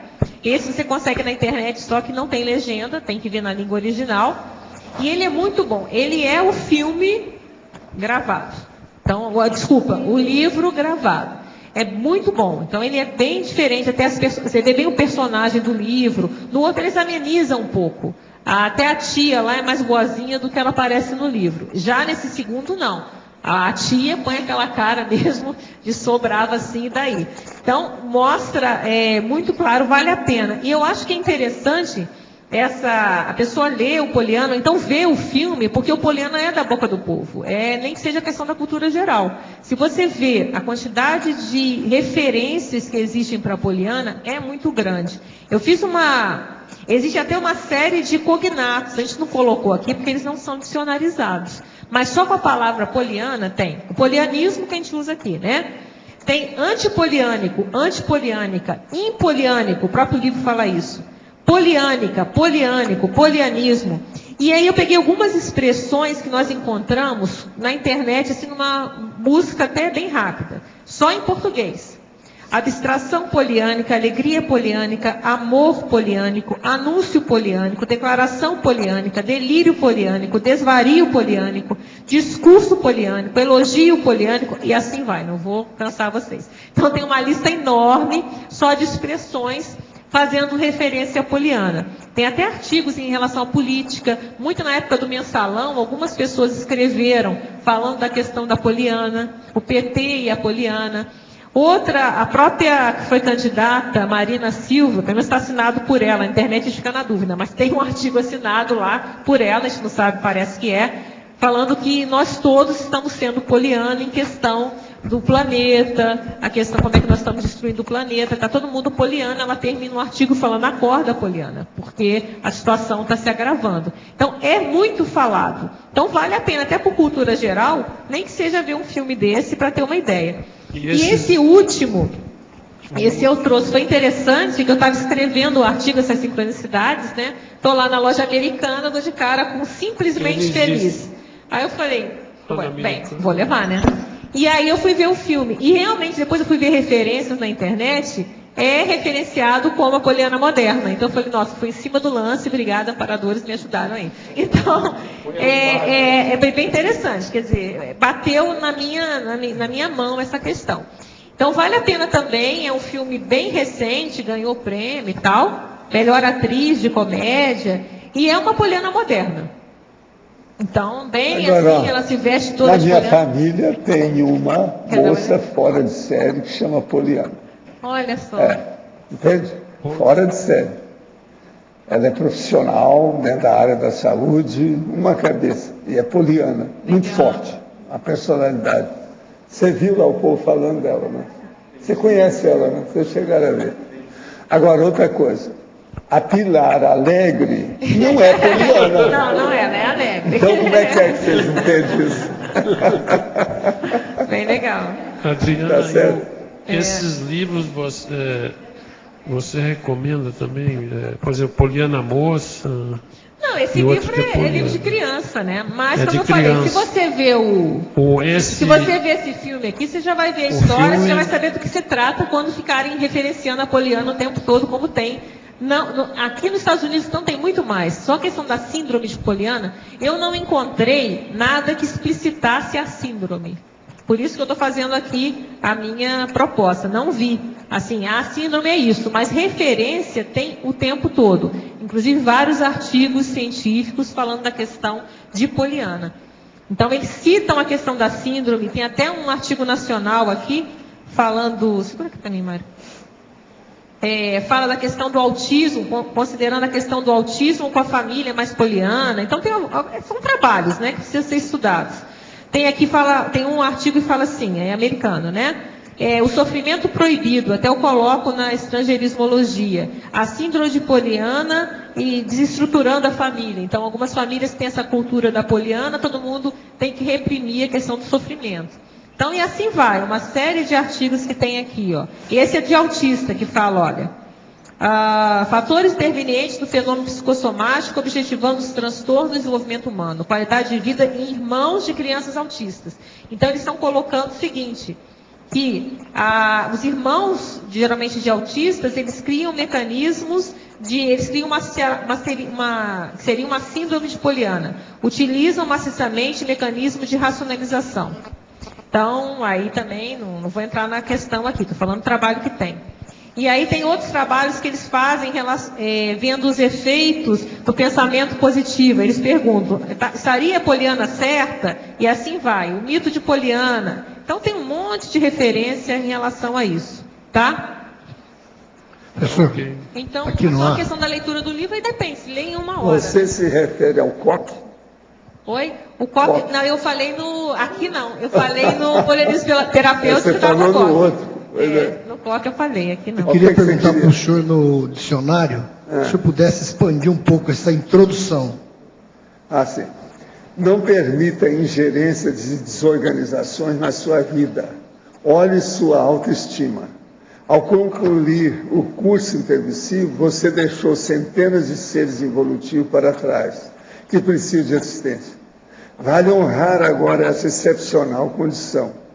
Tal excepcionalidade não é de retardamento, é de evolução cosmoética interassistenciológica.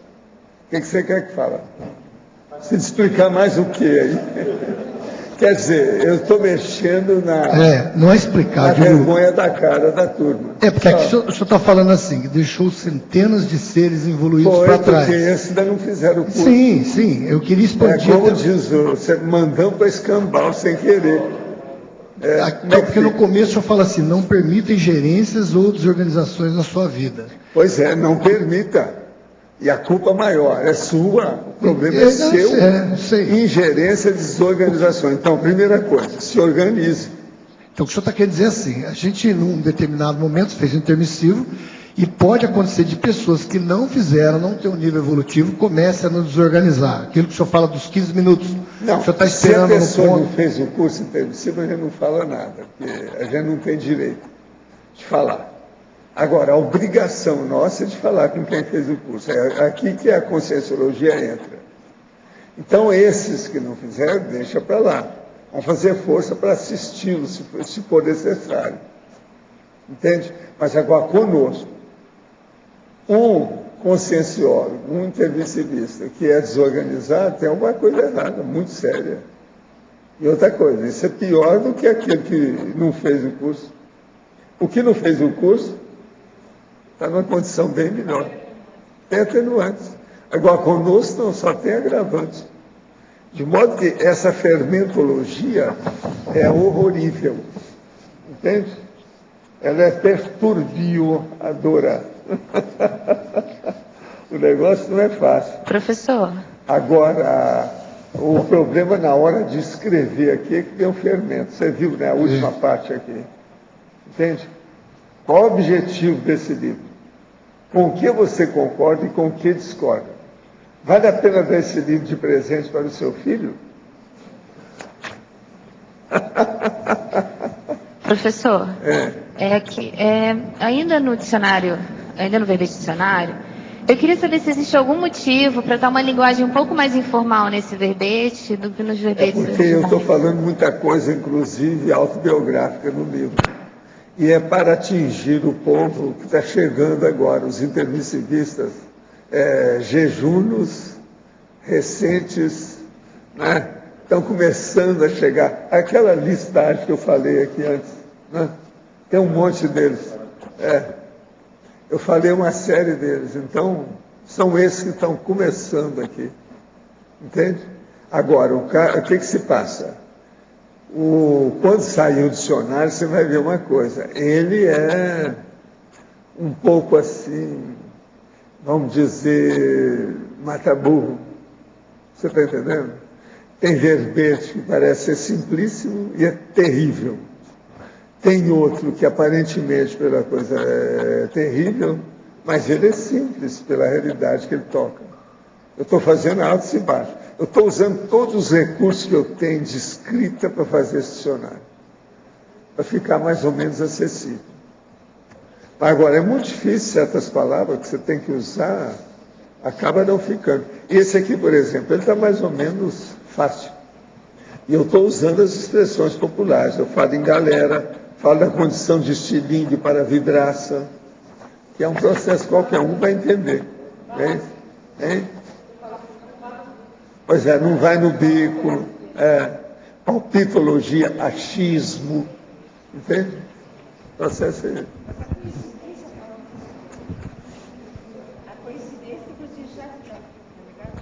Já ter escrito essa parte aqui do dicionário e depois ter aquela informação que você estava conversando ali naquela mini tertúlia, tem um ponto de contato direto. Já ter escrito, né, esse aqui o dicionário, e o que você estava conversando com o grupo ali na mini tertúlia, tem ponto de contato direto. Mas tudo tem encaixe. Agora, o problema todo é o seguinte, no dicionário, eu estou procurando ver os flancos, as fímbrias, as minúcias, aquilo que é o detalhezinho, entende? Então, isso aí muda. Então, tem uns que chegam perto, mas não é a mesma coisa. Mas você não vai encontrar nenhum verbete igual ao outro. Eles são diferentes. Agora, é um novo ângulo, sabe? Uma tenuidade impressionante. A coisa elusiva, entende? Mas de propósito para a pessoa pensar. Eu já vi há muito tempo que é o seguinte, conforme a pessoa, ela é capaz de assimilar uma coisa muito complexa se é uma palavra que ela está acostumada. E ela, às vezes, vai ter uma dificuldade de entender demais um assunto simples se ela nunca viu aquela palavra. Então, o problema meu hoje é julgar com todos esses tipos de palavras. A rara, a comum, com o assunto simples e o outro complexo. Para ver se a gente dá uma visão que eu chamo de cosmovisão, né? A cosmovisiológica, em vez da monovisiológica. E faz afinização. E sair da egologia. Entendi. Entende? Entendo. Falando ele. Entendo. Agora, a intenção é boa. Agora, está me dando muito trabalho. Eu já fiz até agora, eu não sei quantos verbetes, mas eu já fiz 700 páginas até agora no dicionário. Já é um monte. No dia de hoje eu tenho 701 páginas. Faltam 170 mais ou menos para fazer o primeiro volume. Aí eu vou dar uma geral e vou fazer uma reunião com a turma que me ajuda, a minha equipe mais chegada nisso, para dar para eles para fazer o primeiro rehearsal, o ensaio do leitor. A gente vê o que eles acham, para desancar com o texto. Agora, eu já estou trabalhando, já vão para quase 6 meses, né? Mais ou menos 6 meses por aí, quando eu comecei, né? O dicionário. A gente tenta chegar no dicionário, no paradicionário cerebral de cada um, quer dizer, usando essa linguagem variada, vai poder aproximar, afinizar com todos. Agora, eu explico tudo na introdução, uma série de condições, como é que é. Ele é cheio de macetes em matéria de organização do texto. A redaciologia, processo da redação, eu exponho todos os macetes, como é que eu estou usando, para a pessoa ver. E dou exemplo. Qualquer coisa a pessoa pode ver aquilo em 10 verbetes. Na introdução eu estou falando isso tudo. Entende? Agora, não tem isso na enciclopédia do jeito que está lá. Agora, aparentemente, o dicionário parece ser muito simples perante a enciclopédia, mas eu me engano. Não é. Por quê? Na hora que começa a diluir o processo, é como se eu pegasse um verbete da enciclopédia e fizesse 5 do dicionário. Os 5 do dicionário são mais sérios do que aquele único, devido à picotagem, o fracionamento, a segmentação, a fragmentação dos ângulos, o ângulo. E outra coisa, é argumento, né?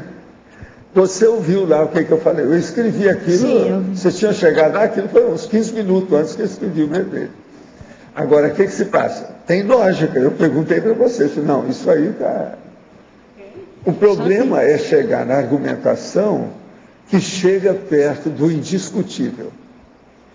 Porque o discutível você tem, mas você pode fazer uma aproximação simples do indiscutível, o incontestável, aquilo que chama o inconcurso. Entendeu? É o que eu estou tentando fazer. Agora, se você vai chegando no detalhe, com aproximação simples, você acaba mostrando isso.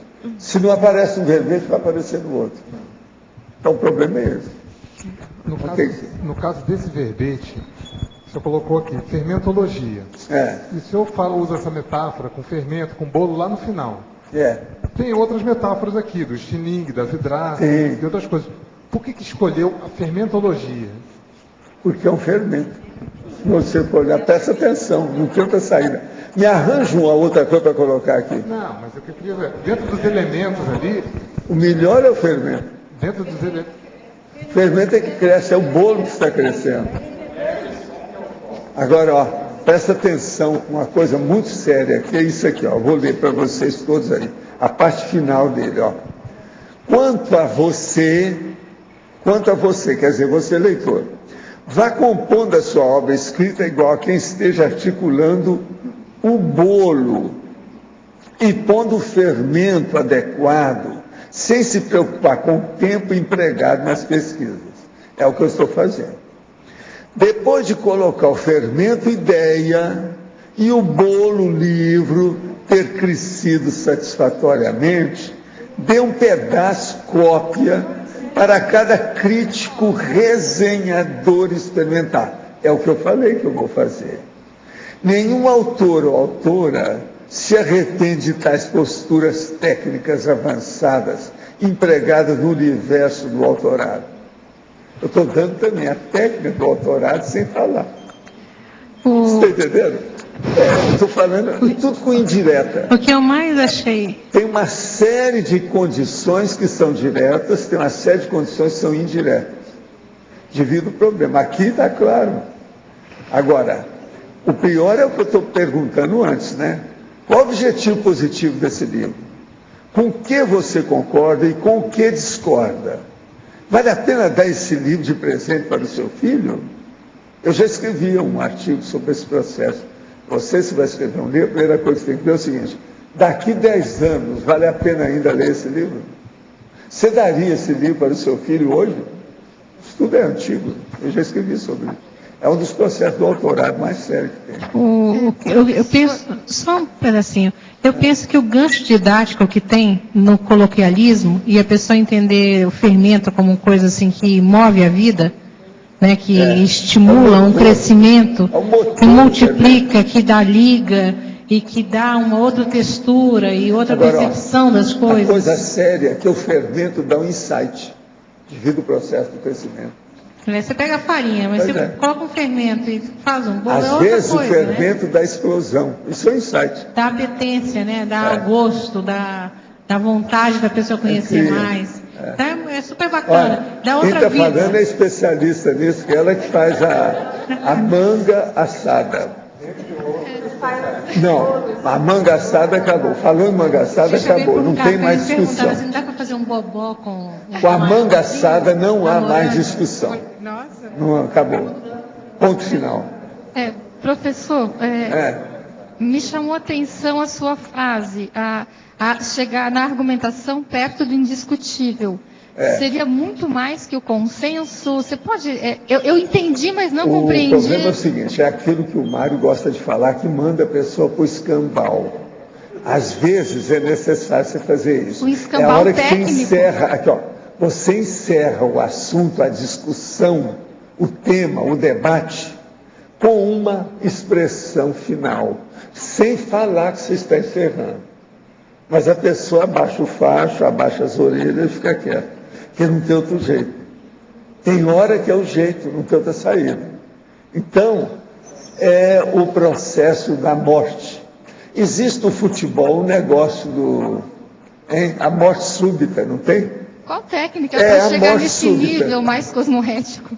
Qual técnica para chegar a estudo exaustivo? É você ver se aquele contexto permite fazer isso. Porque não é você. Você não consegue fazer isso com tudo. Você tem que arranjar, porque tem coisa que é mateológico. Está tudo obscuro. Você não pode entrar na obscuridade, você não pode afirmar nada. Mas agora a hora que é um negócio concreto, essa mesa, eu posso falar, é uma coisa definitiva. Entendeu? A hora que são 5 dedos da minha mão, eu posso falar que eles estão aqui. Mas e a hora que não é? Como é que fica? Como é que fica? Então, esse aí tem que continuar a discussão. Então, nós chamamos que isso é a pesquisa em aberto. Ela está aberta. Não se fechou o contexto.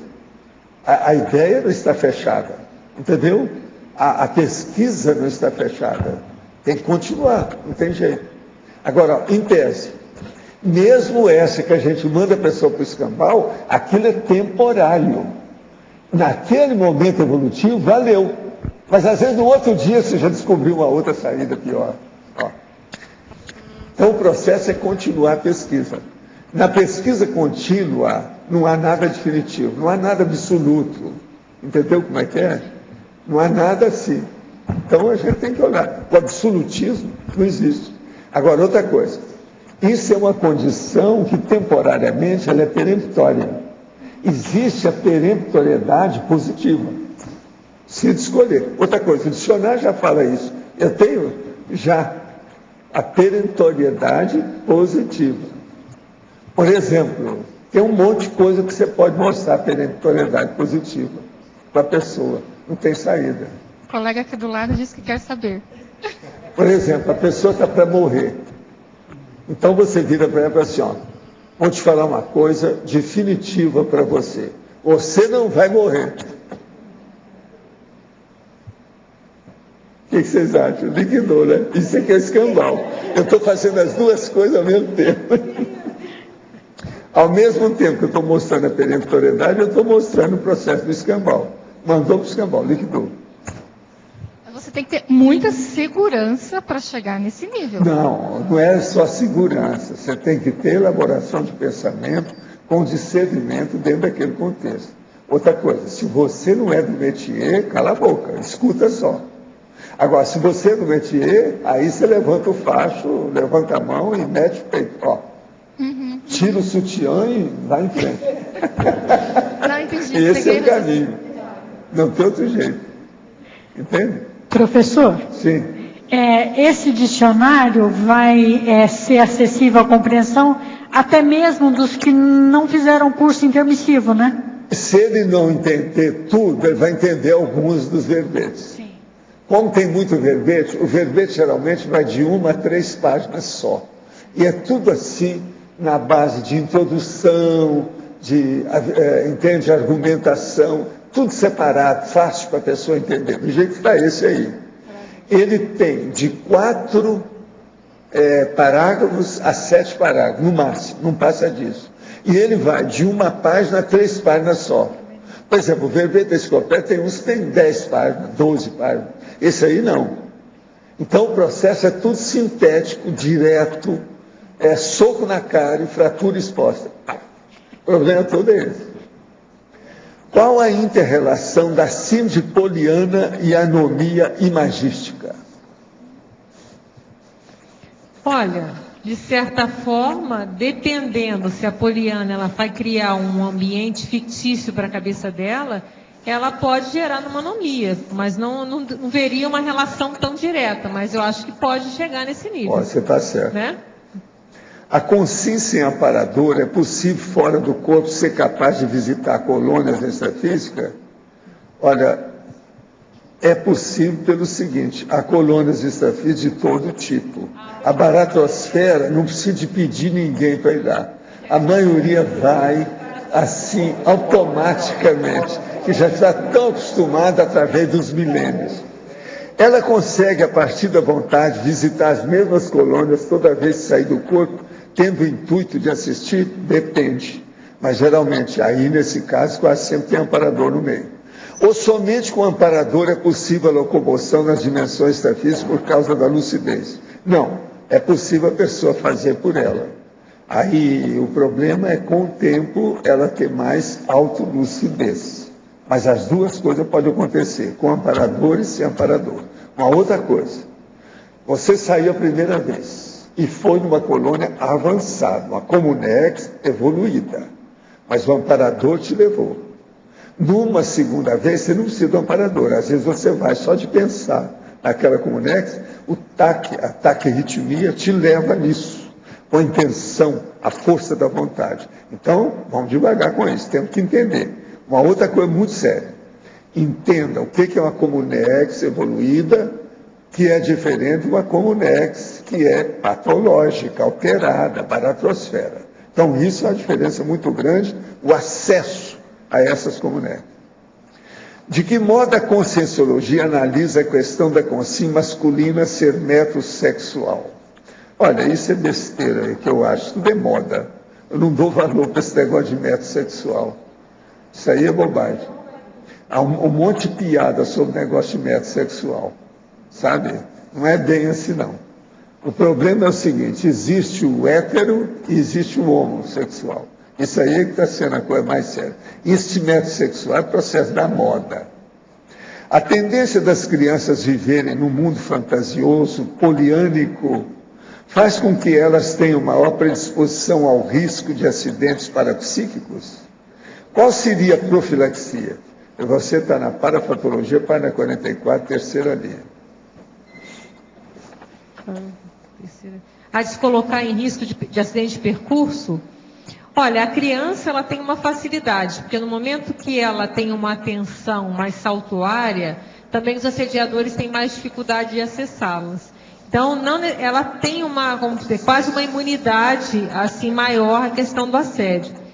Agora, no fato que ela vive no mundo da fantasia, por isso que a gente precisa dos pais, estar sempre olhando, colocar grade, evitar que a pessoa se coloque em acidente, porque a criança ela não tem a noção do risco. Então, realmente é importante que a família cuide dela para ela evitar os riscos normais. O parapsíquico, como eu já falei antes, como tem a questão da atenção santuária, minimiza um pouco a questão da assedialidade, apesar que tem crianças bem assediadas. Então, tem que os pais, um pai lúcido, ele vai criar um ambiente propício para que isso minimize. Aí ele vai brindar essa criança de certa forma. Valdo, seguinte, o estilo os verbetes do dicionário eles são de fácil entendimento dos que eu peguei. E todos vão ser assim? Não, existe assunto que não dá para você fazer o fácil entendimento. Por quê? São assuntos mais complexos, às vezes mais raros, que não são tratados todo dia. E eu estou procurando acessar todos esses assuntos que eu não toco muito na enciclopédia. Então, ali vão ter temas de todos os calibres, qualificações, categorias, manifestações, natureza, de tudo é jeito. Outra coisa, não sei se eu entendi certo, que você disse que os verbetes de dicionário, eles são mais profundos do que da enciclopédia, não, isso? Porque do ponto de vista de detalhe. Detalhe, né? Então, por exemplo, lá às vezes tem frases do jeito que nós temos aqui na enciclopédia. Essas frases com ponto e vírgula, mas são muito raras. A maioria eu disseco a frase com ponto e vírgula lá. Aqui não, eu vou dando uma porção para a pessoa pensar. Lá não, eu especifico. Eu faço a dissecção. Você pega uma coisinha aí da enciclopédia. Pois é. E faço um verbete lá. Tem muita coisa assim. Entende? Agora, o problema todo é a argumentação. É ver o tipo de argumentação que eu uso. Agora, veja, a maioria é o seguinte. Começa por um problema de introdução. Eu faço a introdução do tema. Depois tem uma premissa. Você sabe bem o que é premissa. A gente usa isso, uma série de coisas, matéria de filosofia e da sua área. A argumentação, que é a base da situação. Depois tem a conclusão. E esse aqui tem um adendo. Às vezes, aonde eu vou explicar mais, pode ser em qualquer um desses temas. Qualquer um desses parágrafos. E são as divisões. As divisões, no máximo, elas são 7. No mínimo, elas são 4. Com isso, com o passar do tempo, a pessoa vai acostumar com isso. Ela já vai ver como é que é o raciocínio que faz da argumentação. Então, com isso, a gente está explicando mais do que a enciclopédia. A enciclopédia exige mais para a pessoa ver isso. Só que não, ela já vai direto. Uma pessoa que raciocina corretamente, assim, pelo menos que seja até primária, mas ela gosta de pensar com uma certa lógica, ela vai ter mais facilidade de ver o dicionário do que a enciclopédia. Para que eles estão começando, entendeu? Agora, tem só uma coisa. Precisa de saber se essa personalidade entendeu qual percentual que ela entendeu. Que às vezes ela entendeu 5%, é feliz da vida. Isso resolve. Se de entender muito e ver as consequências daquilo depois. Entende? Agora, eu penso que a minha intenção é boa. Vamos ver depois, quando inteirar o primeiro volume, eu vou dar. São 10 pessoas que vão ver para fazer a revisão do processo. E o pior da história, eu vou fazer uma reunião para expor o que é que eu vou pedir para eles fazerem na revisão. Então, a revisão, vamos dizer, de carrasco, para liquidar com o assunto. Então, eu vou fazer uma reunião antes com todo mundo. Antes de dar o volume para cada um. E vou dar prazo, vou perguntar para eles qual prazo que vocês querem. Vou dar aquele prazo que eles pedirem, para fazer a revisão de tudo.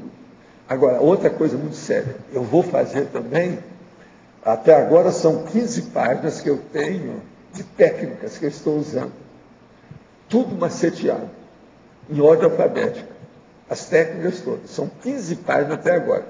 E tudo assim, tudo sintético, do jeito que é o dicionário. Agora, eu vou dar isso junto com o livro. Olha, se vocês quiserem ver a técnica que eu estou usando, vocês vão ver os macetes. Então, a pessoa vai saber tudo que eu estou fazendo.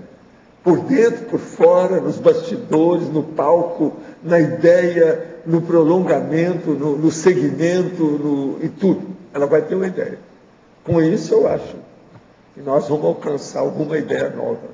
Vamos ver o que vai dar. Outra coisa, essas 10 pessoas que eu estou colocando, é tudo pego a laço, estudado, uma por uma. Você vai receber uma, tá, João Paulo, que você já é você é o último pupilo que eu arranjei aqui. E ele já está melhor do que eu em certas coisas, eu estou pior que ele, sabe, em certas coisas aí de observação, por causa dos olhos. Olha, eu espero então os próximos 1000 verbetes, tá certo? Olha isso. Os nossos comerciais, por favor. Obrigado.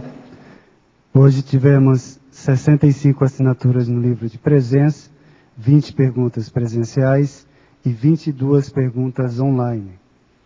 Os recados de hoje são do Everaldo sobre o curso CPC, a Lilian sobre o curso Acoplamentário e o Oswaldo sobre o Conselho dos 500.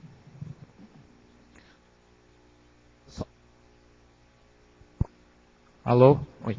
Olá, pessoal, boa tarde. Eu gostaria de reforçar o convite aos tertulianos e os teletertulianos para o curso Teáticas do Código Pessoal de Cosmoética. Esse curso vai acontecer agora, o primeiro módulo, no mês de março, e ele tem como principal objetivo oferecer atividades práticas para a elaboração e aperfeiçoamento do CPC. Tá? Esse curso ele visa, então, a aquisição de técnicas para a implantação do CPC no cotidiano, a ampliação da autocriticidade e a qualificação quanto à intencionalidade. O primeiro módulo ocorrerá entre o dia 23 de março a 25 de março. O segundo módulo, de 25 de maio a 27 de maio. Esse curso, eles são apenas 20 vagas e nós temos poucos lugares. Então, aquelas pessoas que têm interesse, podem se dirigir à recepção do CAEC e fazer a sua inscrição. A gente aguarda vocês lá. Obrigado. Então, nos dias 16, 17 e 18 de março, vai ocorrer mais um acoplamentário. Vai ter uma temática específica sobre paradireitologia. Então, vai ter toda uma semana do paradireito, né, que antecede o acoplamentário. Então, estão todos convidados. Os epicons para esse curso serão a professora Cristina Aracati, a professora Alcira Alves e a professora Kátia Aracati. Então, esse acoplamentário vai ter algumas atividades diferenciadas. Então, os professores, né, vão passar um filme para que os alunos pesquisadores reflitam um pouco mais sobre o que vem a ser o paradireito e como vamos poder aplicar a questão do paradireito no nosso cotidiano. Lembrando que o paradireito não é apenas para as consins, né, que têm a profissão aí como advogados, né? Então, somos todos nós que temos interesse e queremos compreender a questão do respeito, né, da cosmoética entre as nossas relações entre consins e consciex. Então, fica aqui, cabe o convite para quem quer qualificar a sua assistência no acoplamentário. Dias 16 a 18 de março, marquem suas agendas. Obrigada.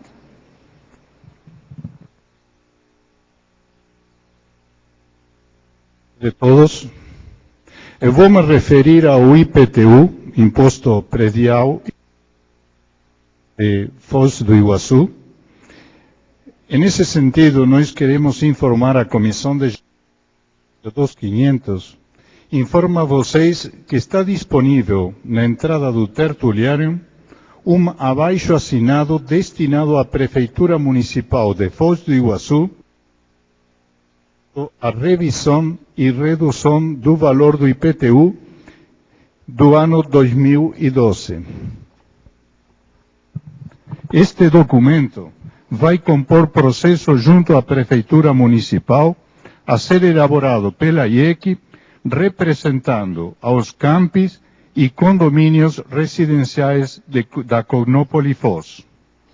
Os moradores, proprietários, empresários e voluntários da Cognópole Foz estão convidados a assinar o documento que ficará disponível, repito, na entrada do tertuliário até o dia 4 de março. Muito obrigado.